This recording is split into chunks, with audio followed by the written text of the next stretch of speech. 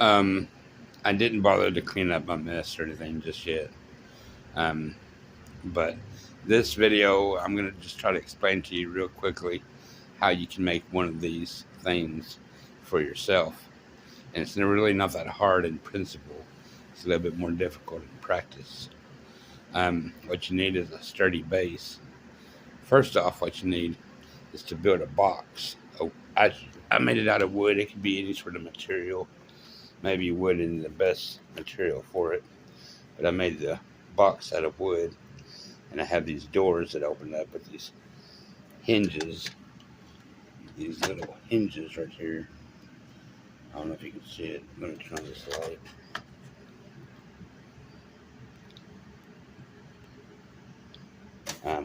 With these hinges right here. I put a hinge right here and a hinge right here. And this is a trifold door that opens up like this. It opens up like this. And it opens up like this. Trifold. But you can choose it to open up any way you want to. There's probably several different ways, probably a couple different ways. You could just be boring about it and have it open up just one door.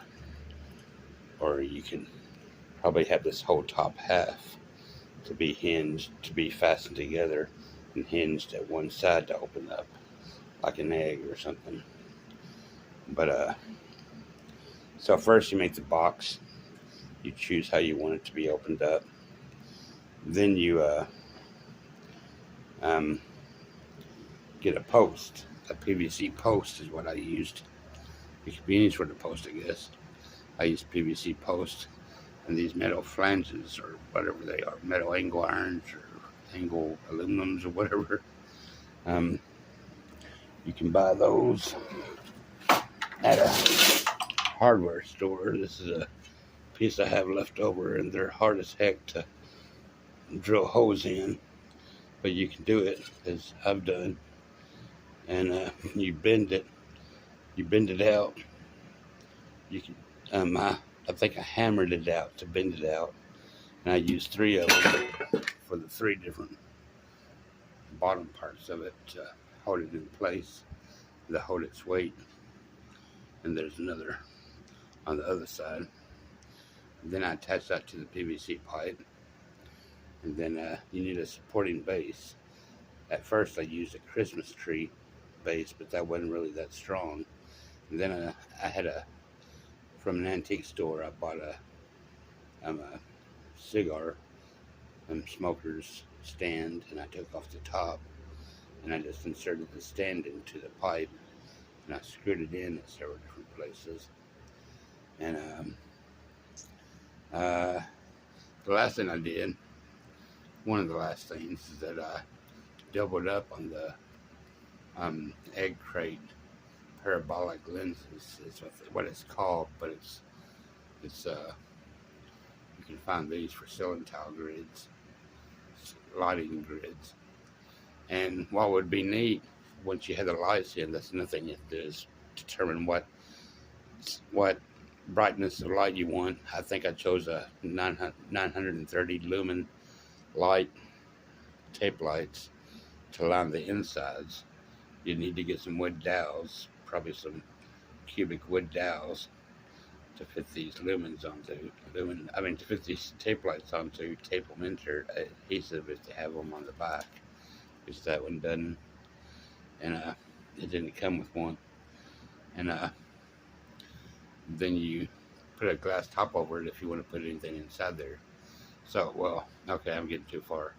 But what would really be neat, and I didn't use metallic colored lenses, or cubical cells is what I call them, but you could, and that would be like a neat little disco ball, futuristic like disco ball that lights up on the outside and also would light up on the inside.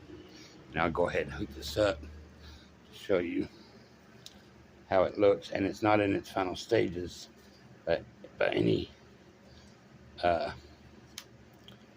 measure, but you can imagine this like a disco ball if it had metallic cubical cells with a metallic backing. You can imagine how the lights, if they were fitted perfectly, would light it up on the outside, and you could, oh yeah, you get to put clips on it too. I made them out of aluminum, and you can imagine how this disco ball or disco cube, if you decide to use metallic, um, colored, painted panels, cubical cell panels, how it would be, but I didn't use it for that purpose. So, if nothing else, this is a neat little art piece that you can build yourself.